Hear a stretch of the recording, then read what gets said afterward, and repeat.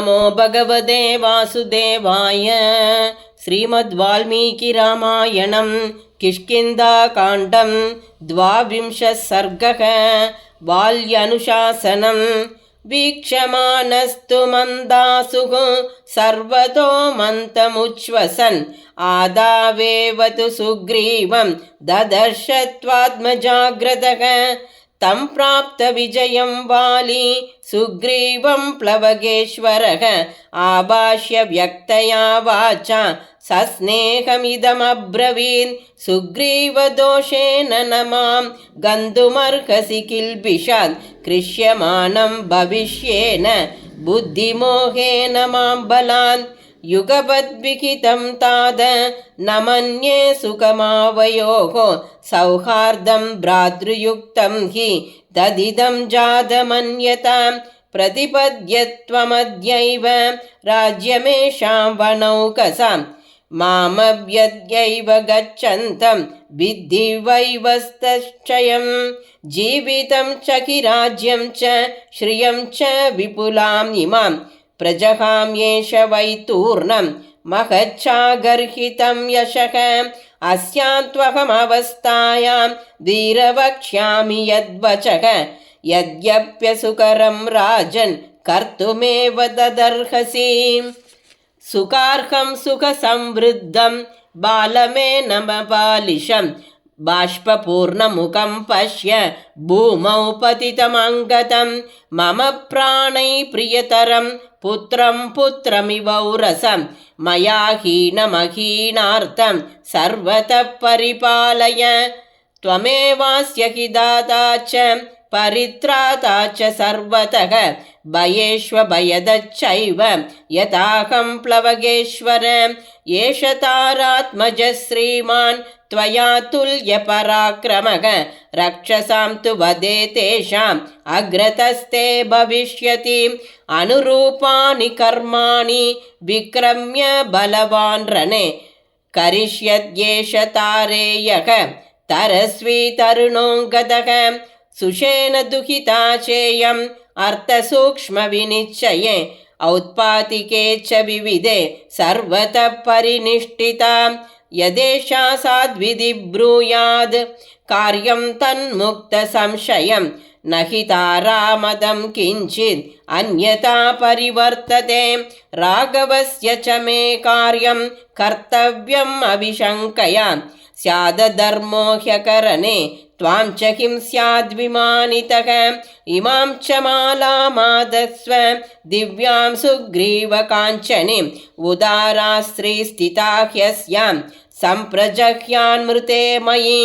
इत्येवमुक्तसुग्रीवः वालिना भ्रातृसौहृदात् हर्षं त्यक्त्वा पुनर्दीनः ग्रहग्रस्त इवोडुरान्।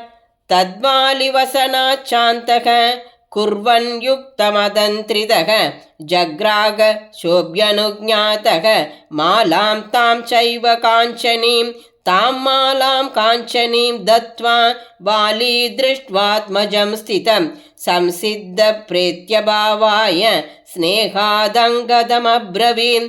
देशकालौ भजस्वाद्य क्षममान प्रिया प्रिये सुखदुःखसह काले सुग्रीववशगो भव। यथा हि त्वं महाबाहो लालितः सततं मया न तथा वर्तमानं त्वां सुग्रीवो बहुमंस्यते। मास्यामित्रैर्गदं गच्छेर्मा शत्रुभिररिन्दम बर्धुरर्थपरोदान्तः सुग्रीववशगो भव।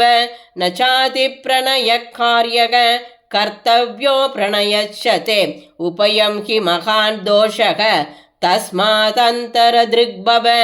इत्युक्त्वादविवृत्ताक्षः शरसंवीडितो वृषं बिभृतैर्दशनैर्भीमैः बभूवोत्क्रान्तजीवितः। ततो विचुक्रुषुस्तत्र वानराहतयूतपाः परिदेवयमानास्ते सर्वे प्लवगपुङ्गवाः।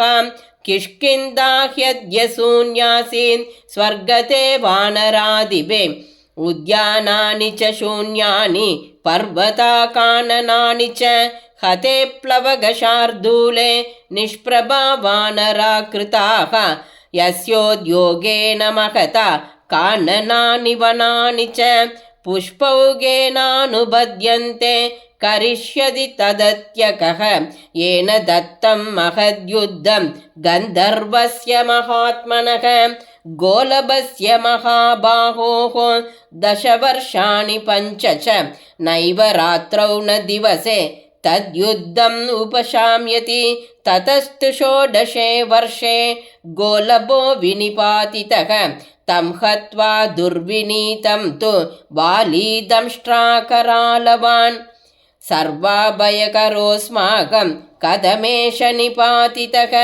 हते तु वीरे प्लवगाधिपे तदा प्लवङ्गमास्तत्र न शर्मलेभिरे वने चरासिंहयुते महावने यथा हि गावो निकते गवां पतम् ततस्तु तारा व्यसनार्णवाप्लुतां मृतस्य बर्दुर्वदनं समीक्ष्य सा जगाम भूमिं परिरव्यवालिनं महाद्रुमं छिन्नमिवाश्रिता लता।